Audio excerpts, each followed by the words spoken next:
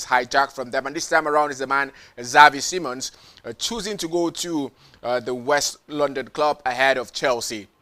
Also, we've got the UEFA Champions League draws released yesterday, and top teams across Europe now know the path they can face to go to European glory. These and many more would form the crux of our conversation this particular morning in Sports Central. But before we start, we'll just take you through what's trending in Sports Wrap-Up.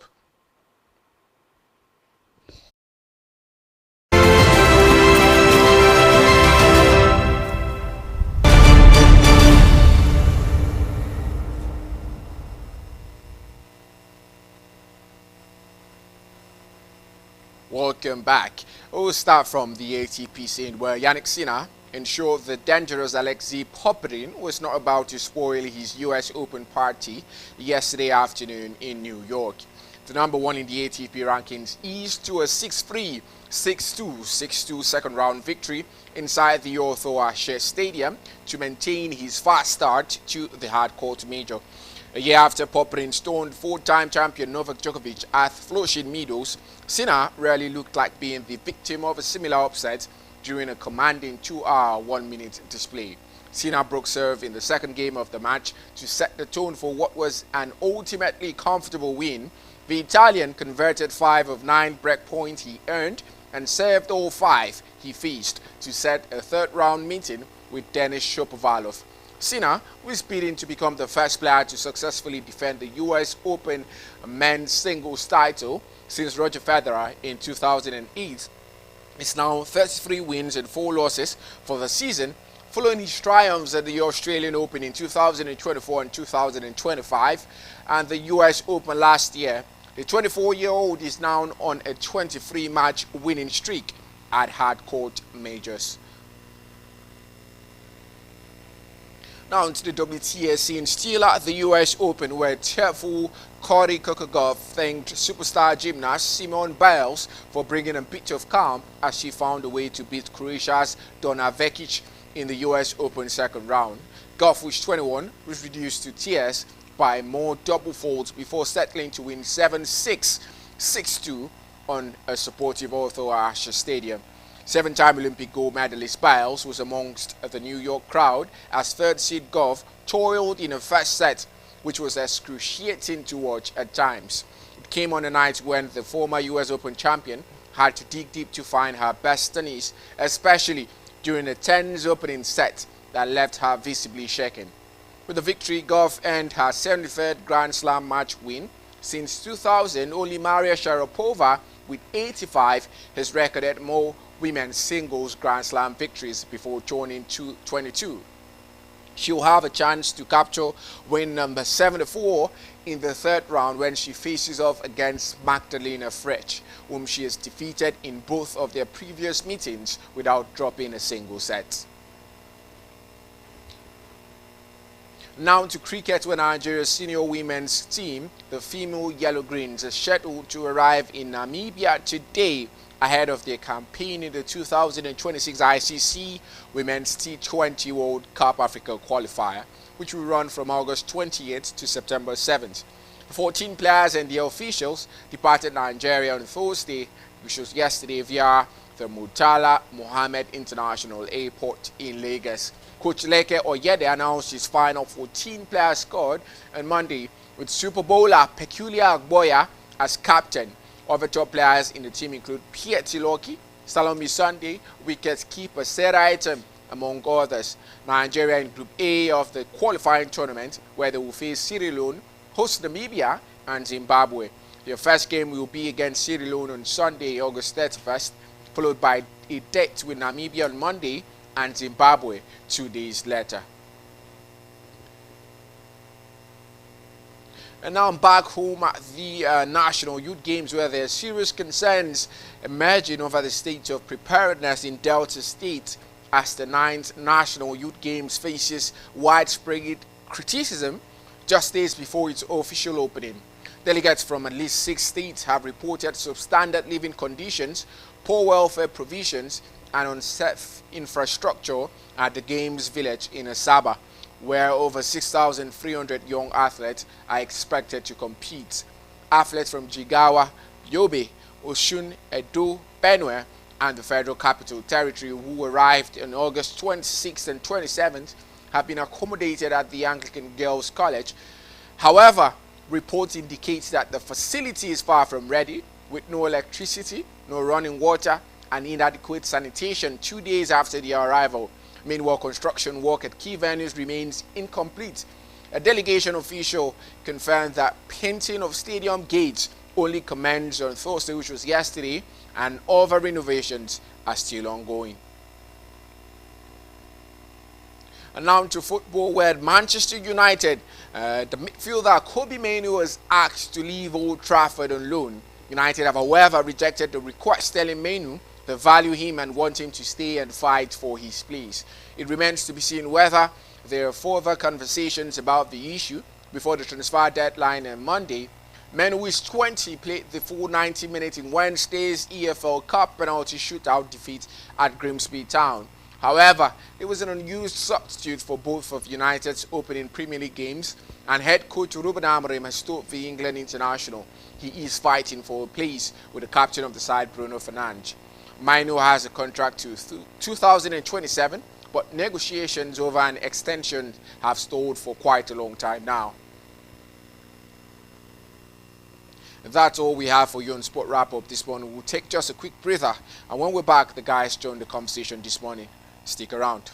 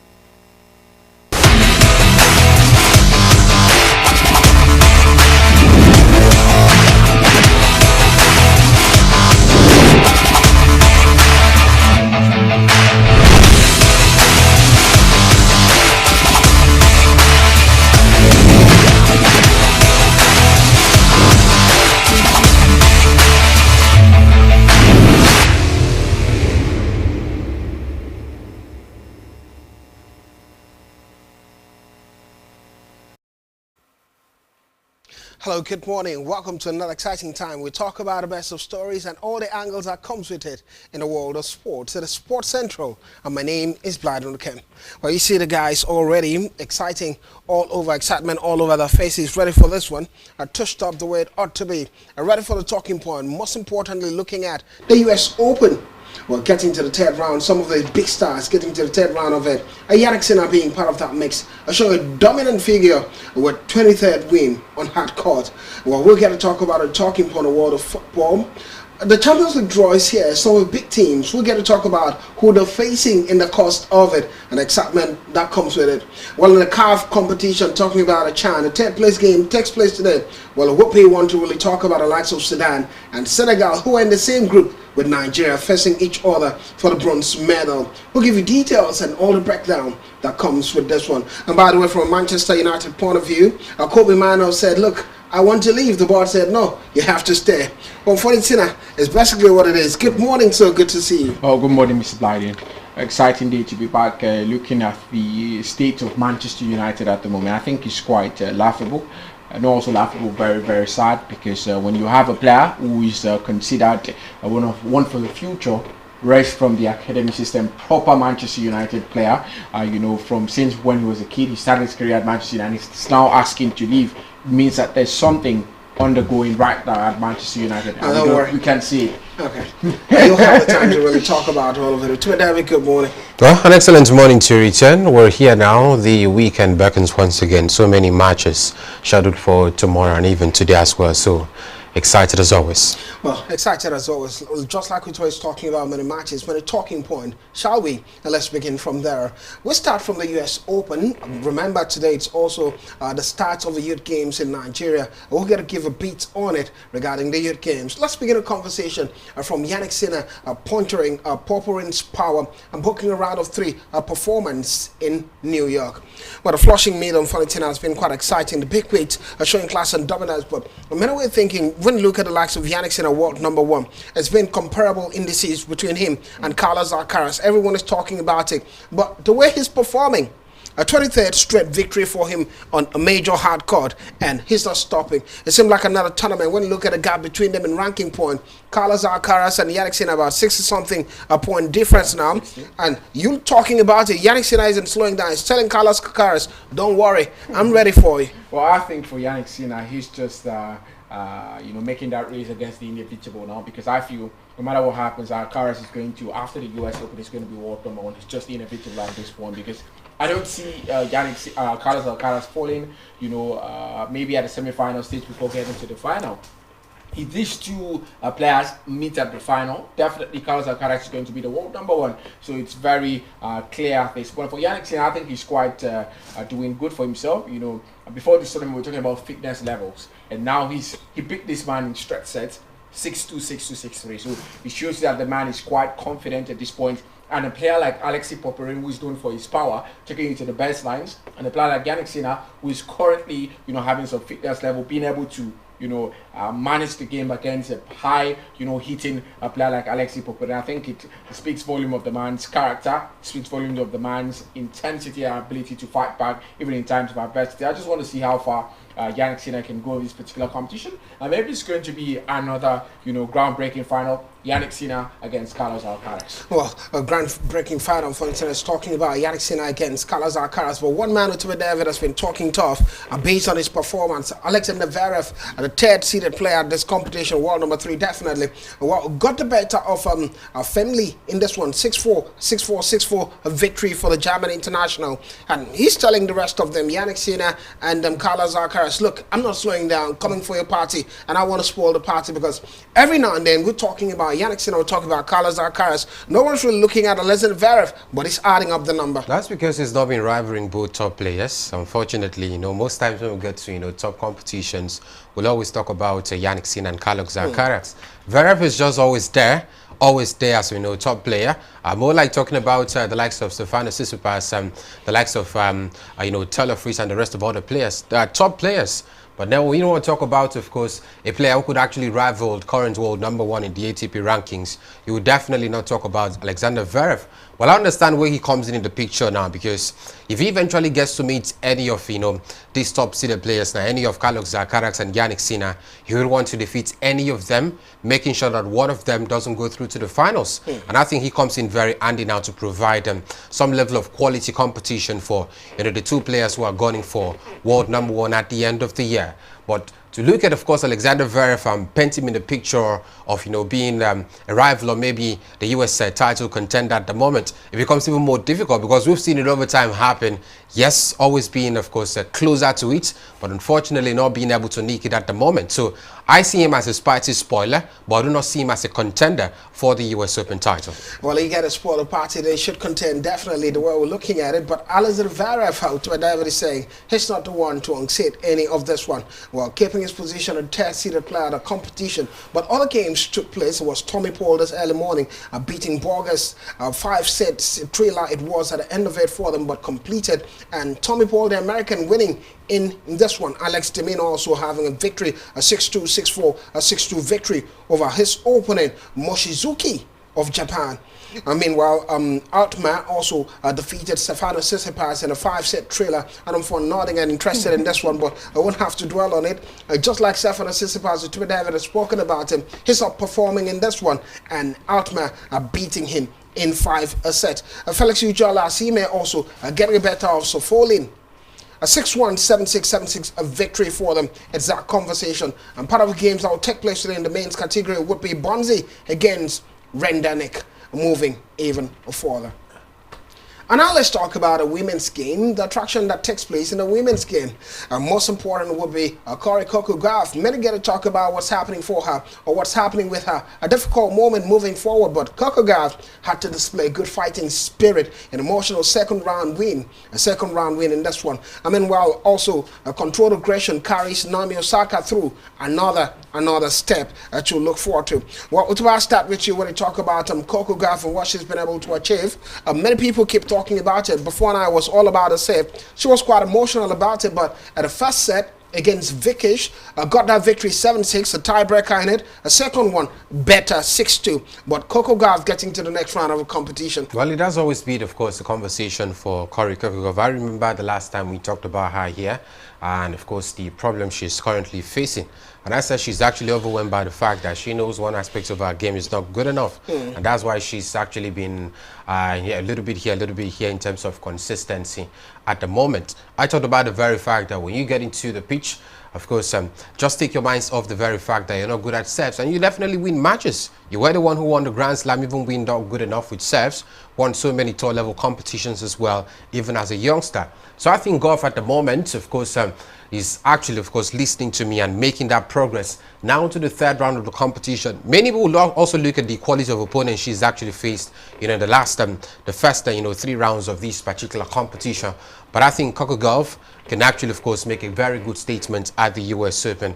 It, of course, comes one step at a time, and definitely we'll see the best of her if she actually, of course, forget about some of her lapses, especially when he gets into court. And when she gets into court, moving forward, still looking at the women's game in the world of tennis. Some interesting games took place early hours of the morning. It was Anisimova getting a better of Joint 7-6, 6-2. Joint couldn't have the joining in this one. And while other games in the third round would take place at the US Open in the WTA category, it would be Elena Rybakina against Emma Raducanu, Vondrousova against Jasmine Paolini, and we're talking about Alice Merton taking on Busca from Spain, and even for the Jessica Pegula against Azarenka Victoria. Well, exciting games to take place to really look at and talk about, definitely. And while other also game, looking at the US Open, was controlled, what we've talked about Naomi Osaka, and at the US Open, the doubles, it was Williams and Fernandez winning US Open doubles opener. Williams and Fernandez winning the Open double in this one. Well, we'll get to talk about the world of cricket, but we'll go on a quick break, and when we're back, it would be looking at the youth games and what's happening. The youth games began. Harsh condition we hear many athletes are facing at Asaba. It would be something to really talk about after this break. Don't go anywhere.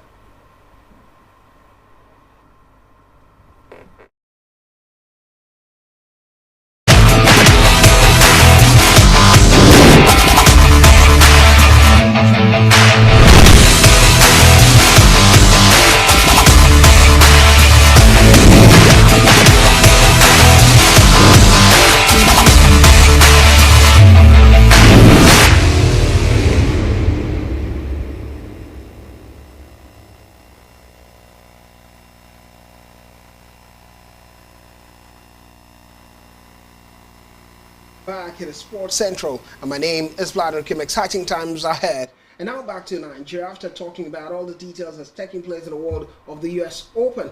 My guys are still seated, remain ready for the talking point. We have a guest joining the conversation as we x-ray what is happening at Asaba, Delta State, talking about the National Youth Games in Nigeria. Last time our Delta State won it, and taking place in Delta State, and everyone is talking about the team. Akwa Ibom had moved even further, being part of the contingent. Well, before we go into details of it, I introduce my guest. Mr. Ifiok Inam joins the conversation. He's a known, renowned sports analyst first, but administrator when it has to do with grassroots sports, from football to basketball, and so exciting to have him. Mr. Ifiok, welcome to the show.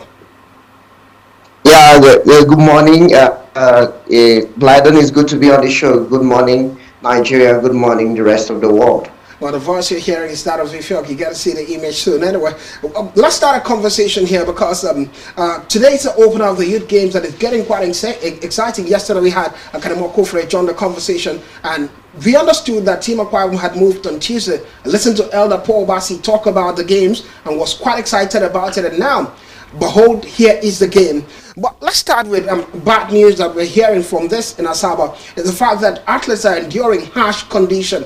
And it seems like it's a replica of what happens every year, every season, every time there's a youth game. I would say it's because the biggest challenge is the number of athletes that are representing each state in this competition. You have to realize that for the very first time, we have over 6,000 athletes. Last edition was about 3,000 something, and a lot of these states didn't send complete contingent. They had to select spots. But now, virtually all these states, I keep on saying the governors have a lot of money, so they can easily put it into sports.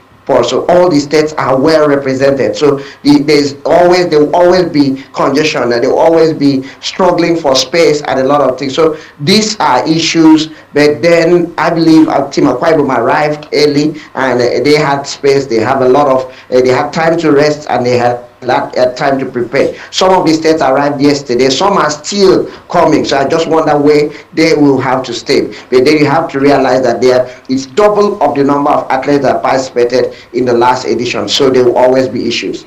But are you not worried about preparation? Because we want to believe that Delta State understood that these are the number of athletes that were coming for this particular tournament. Yes, the first of its kind in terms of the numbers. Other states are really preparing because everyone is quite competitive. It seems like in recent times, there's been a few teams or a few states that really dominated, and others are beating up and trying to also dominate. But preparation could have been a question in this.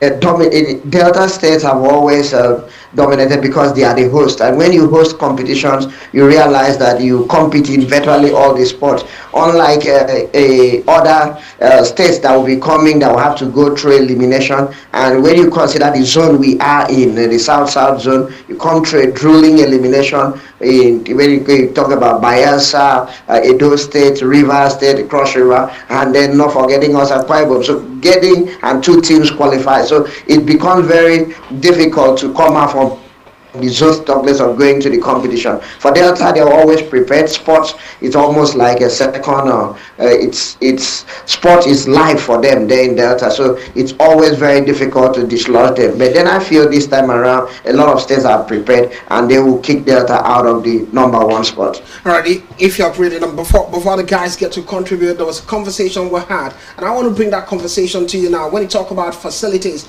because one aspect of a conversation, many think when you put Akwa Ibom side by side with the likes of Delta, Akwa Ibom doesn't have enough sporting facilities to encourage young talent and to encourage their performances. Now we're talking about Akwa Ibom, because we look at the last time out at the tournament, talking about the top 10 was questionable, and many people were holding their heart in their hands and really hoping that the performance gets better. Well, Akwa Ibom is not numbered among the best. They've gotten the best stadium, but is it a conversation that in terms of facilities, not just the stadium and football, other facilities are not in tandem with what we have at other places like Delta? I believe every state of the federation also have similar challenges when it comes to facilities, but the biggest challenge is this is a youth program. This is an under 15 program, and we keep on clamoring for these competitions at the state level when it comes to, you can just wake up one morning and expect to have good wrestlers, good boxers, good taekwondo, karatekas, good different sports, because those competitions are not being held at the state level. So, and how many schools are involved in some of these sports? So, challenging the best, you mean it's not all about facilities, but you have to have the coaches in place, you have to have the athletes that are willing to compete. It's an under 15 competition, so virtually everybody are in school, whether in primary school or in secondary schools, and there are no programs for some of these sports at the state level. So getting these athletes to compete at the national level, it's always going to be difficult. It's not just about facilities. We have a tartan track at the Nest of Champions, arguably the best in the country. But how many school competition that has to do with track and field that will produce some of these athletes that will represent the state? We thank God for our commissioner who is doing a yeoman's job, bringing back the state festival. We hope that the state festival will be a stepping stone for us to do better in next editions. But then for this edition of the competition, the team is prepared, the team will do better because the motivation is there, and I feel it will do better than what we did last year. And if you look at the spectrum of in terms of the caliber of young athletes we have, I believe they are far better than those we had last year. Well, good morning, Ifyorino Miss Yuta speaking. Let's look at the, of course, quality of Team Akwa Ibom now. You've made mention of, Team Akwa Ibom maybe bettering their performance last time as we saw. Now, with the quality of the young lads going to represent the state, you think that can actually amass more medals than we did in the last tournament? I feel the quality is much higher. They've had to prepare, unlike before, where it was always like a last minute rush to get to Asaba. This time they've had months to prepare for this competition. They've also had the NEDC games that we saw some young athletes representing state, and we've also had they've involved the state secondary education board. I'm talking about it, involved the states, the schools, they've involved the schools. So this time we've been able to get good young athletes that will go and represent. The screening yesterday was unique for us because for the very first time we almost had 100%. So it means that virtually all the athletes that are representing the state have been screened in to compete at the level. I'm having high hopes on cricket. I believe they will go one step further. For the first time we're having the male and female team. I keep on saying the male cricket team in the state is the best in the country presently at under 15 level. But we've always had the idea of one team will travel and the other team will remain in Uyo, and the female have always been favored.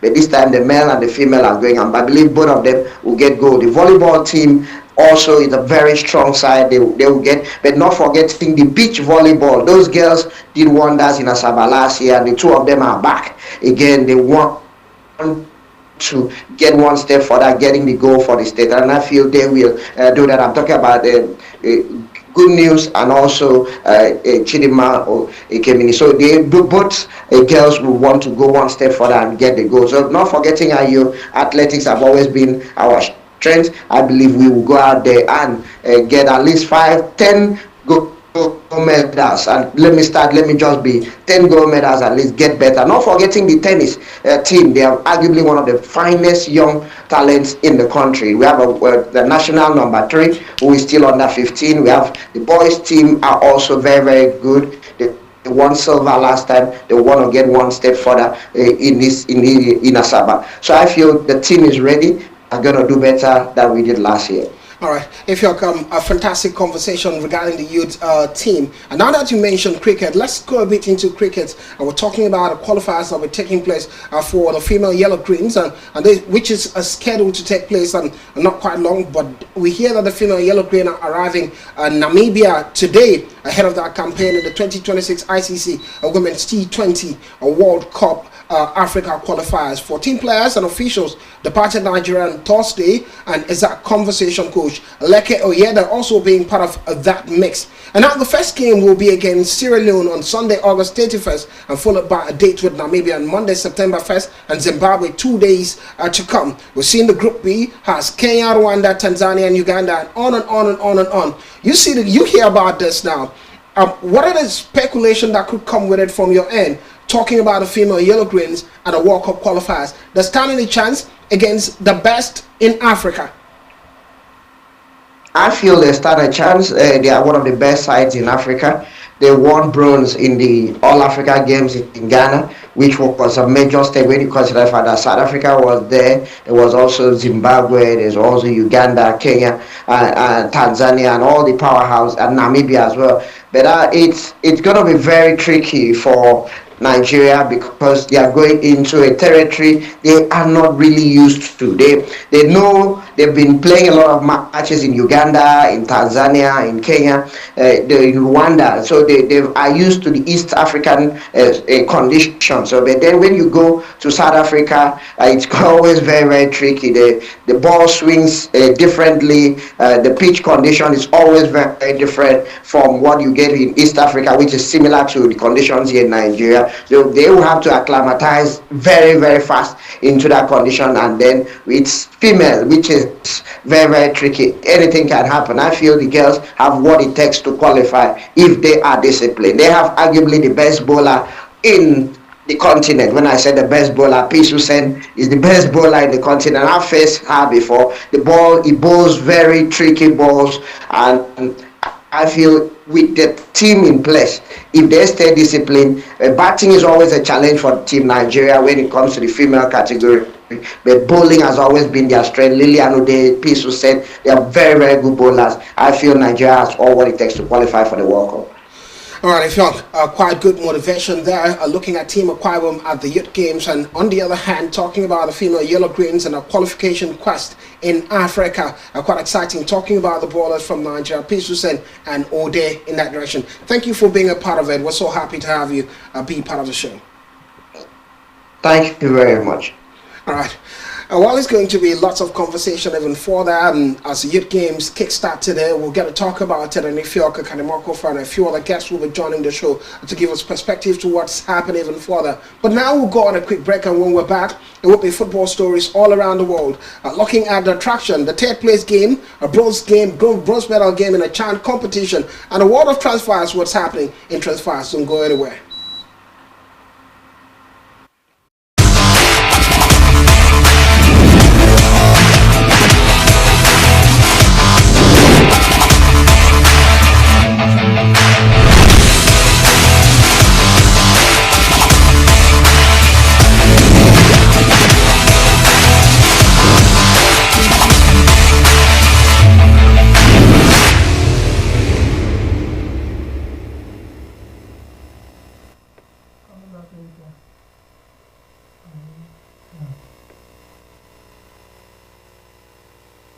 Welcome back at Sports Central. My name is Blyden with David Funnington, still with me for company, going nowhere, and ready for the talking point in the world of football.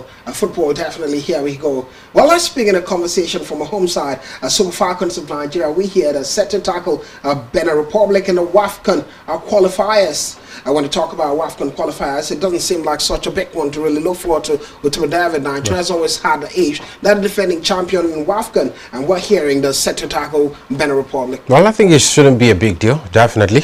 We know the recently concluded WAFCON, how it ended for the Super Falcons, so we shouldn't be worried about the quality of the side. They have been tested and trusted over time, but I can say the same way for the Super Eagles of Nigeria. So they're back at it once again. Preparations, I think one thing stands out for them is the very fact that bulk of the players already, of course, beginning preparations at club level, playing for their respective club sides, and they're actually actively engaging in, of course, all of those matches. So it's not the same for the men's Super Eagles of Nigeria, where most of them are having issues with their respective club sides. So I feel the ladies are prepared and ready to show quality. The ladies are prepared, ready to show quality, but quickly let's move away from the ladies and talk about general football then.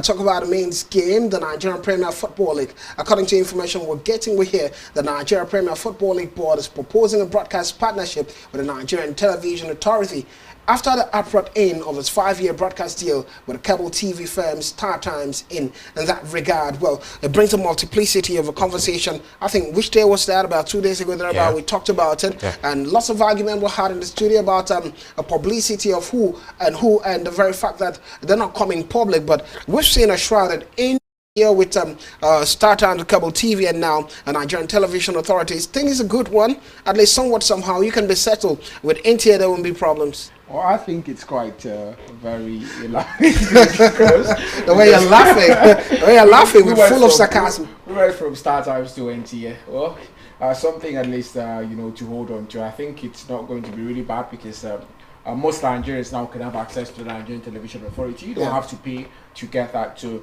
definitely maybe more eyes on the Nigerian Professional Football League now. Dependent, compared with what we had at Star Times, how many people were watching on Star Times, but now we can be sure that millions of Nigerians have access to the NTA.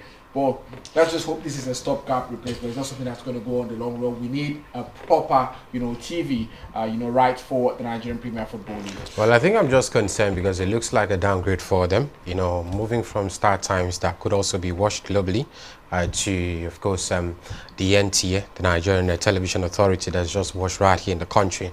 And then I also look at the quality of broadcast we'll have in those matches. Over time, NT has also been questioned about, of course, the level of, materials they have in, broadcasting games over time, and it's questionable. But just like I said, I feel like offing your mind. just like just like I said 2 days ago, they had a 5-year deal with Star Times. Yeah. So what happens? Ended just after 1 season. Well, they have actually come out to say, yeah, we're not longer with Star Times, though it's late. I think it's late at the moment. But if they can get it with NTA, we can just manage at the moment. But I do not think it's something we should be clapping for them.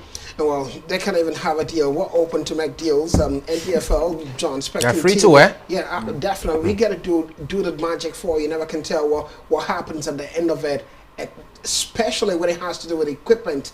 And Frontier Spectrum TV goes for it. Well, quickly, let's move ahead and talk about the very fact that CAF is to open bidding for next 4 editions of WAFCON. I want to talk about the next 4 edition of WAFCON. We've seen that the 2025 tournament is scheduled to be held in Morocco from December 21st to January 18. Meanwhile, 2027 edition already awarded to Kenya, Uganda, and Tanzania. And definitely, CHAN competition was a mock towards the 2027 competition of AFCON. But CAF will soon begin the bidding for 2029, 2031, 2033, and 2035 competition. An official announcement is expected after CAF Executive Committee meeting on Saturday. So we'll get to hear about it. The likes of Ethiopia interested in also hosting. Ethiopia had the Nations Cup in 1962, 1968, 1976, quite a long time. So they're interested in picking one of those dates. They've expressed a desire to host the 2029 tournament after Prime Minister Abiy Ahmed said in October 2024. Well, it's that conversation. Let's talk about the main game then. It would be a one to look forward to: Sudan against Senegal in the CHAN competition taking place in East Africa. Well, Tobias, start with you on this one. When you talk about this third place game, the same group that were with Nigeria, Sudan, and Senegal, the logging horns today. They play for pride. They play for at least getting a medal back home, which is the bronze medal.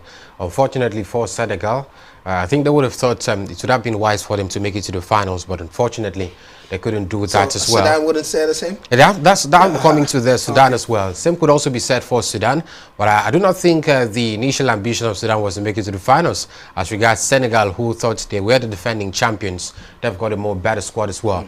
But I look at Senegal, they've got more experience right here. And I feel, of course, they would get this particular bronze medal back home. Maybe just a medal to show for their efforts in this particular tournament. 6 goals. It's been scored in the tournament for Sudan, the highest tally in a single edition.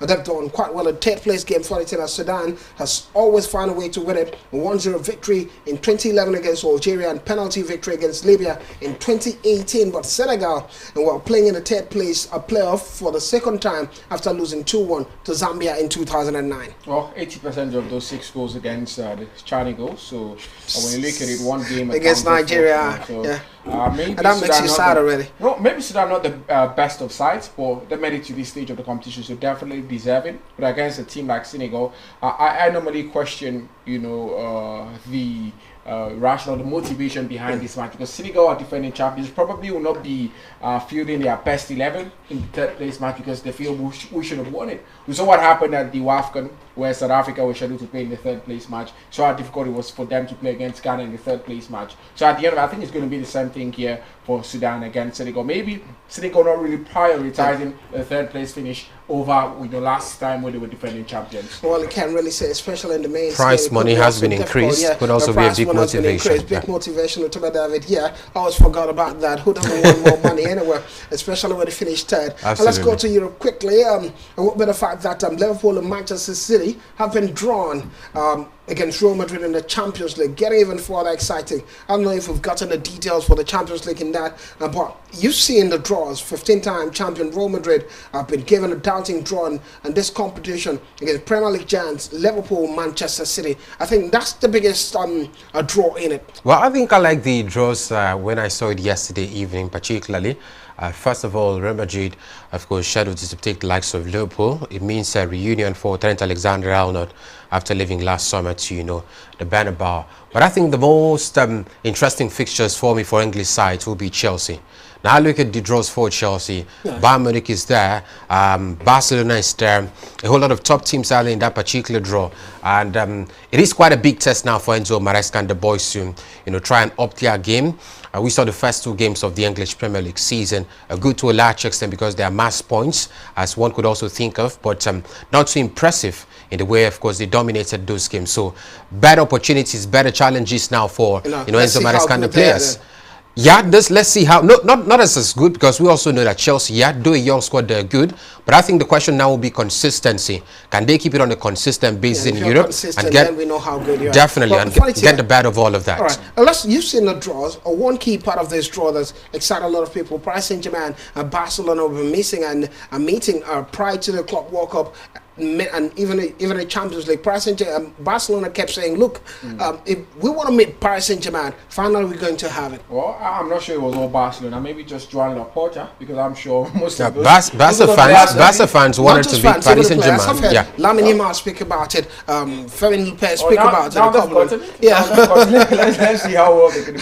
For me, Paris Saint-Germain are one of the best teams in the world at the moment, and Barcelona is still also one of the best teams in the world too.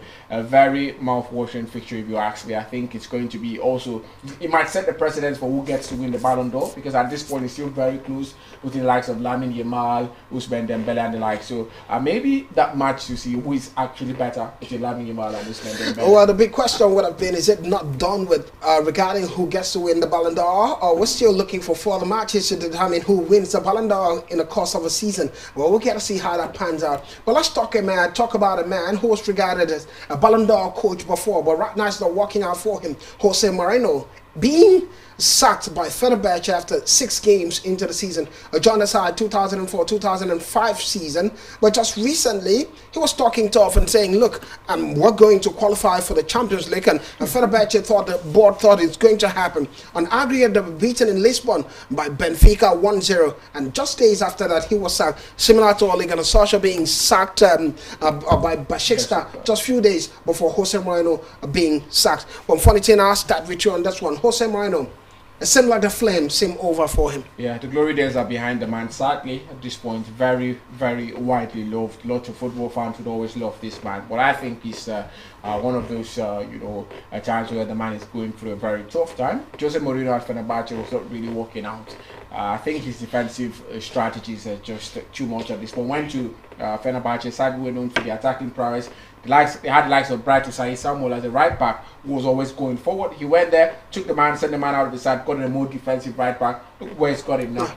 Well, Osai Samuel wanted more money, and Fenerbahce couldn't cough out the money for him. He also didn't have enough playing time. Not just about the money. He played. No, he didn't have enough playing time under Jose Mourinho. No, he didn't, fun. He did. Apart from the period he got injured, he did. He played. I watched a couple of games for them. Well, quickly, let's talk about one interesting one. AC Milan agreeing 42 million euros transfer for Chelsea Christopher Nkunku. And we're talking about Manchester United rejecting a Mainoo's loan request. Well, let's close with this now with you. Well, Kobe Mainoo says, I want to leave. Yeah. After that disappointing outing by Manchester United against Grimsby Town, 40th Town in the Carabao Cup, we saw it, and it was more like, what's wrong? Ruben Amorim not using this player, and the player said I want to leave, but the board is saying you're going nowhere. Maybe I just quick delay fix for Kobe Mainoo. I think for Kobe Mainoo it's about individual development now, not just basically about the growth of the squad entirely of Manchester United. Yeah, wanted to go on loan. Yeah, because you look at the fact that the 2026 FIFA World Cup is just around the corner. We're talking about next year now. You're starting the development of Kobe Mainoo. We saw him at the Euros, one of regular starters for the English national team. So if he's not playing, definitely won't get that call up to the World Cup. Started longer. So the man wants more regular playing time. So if Manchester United gives him, he will stay. If it doesn't, then goes on loan. If it doesn't, it gets to go on loan with Manchester United. It's that conversation for Kobe Mainoo. Meanwhile, Manchester United back Amorim, as Rooney says, a club is broken. West Ham United are signing Southampton midfielder Matheus Fernandes. In this one, we hear the deal. Initial fee £38 million with £4 million added. And Newcastle United on the verge of signing Walter Matt in £64.9 million deal, talking about the Stuttgart striker in this one. The Spurs also thinking about Sancho, a good replacement for Son Heung-min that left the side, the legend of the side. Well, funny Tina, I know you're itching to talk, but let's parting shots. I think the weekend, looking forward to more Premier League matches. Manchester United against Burnley. Let's see how well they can bounce back after a disappointing game against Ipswich Town. Well, to David rebounds. Well, if Ruben doesn't get the better of Burnley, then he rather resigns. Is that conversation from Manchester United? What can I say? It's the much time allows us to take. Well, tomorrow is another day for all the conversation take place. My name is Bladen Kim. Thank you for being a part of it. Ciao, ciao.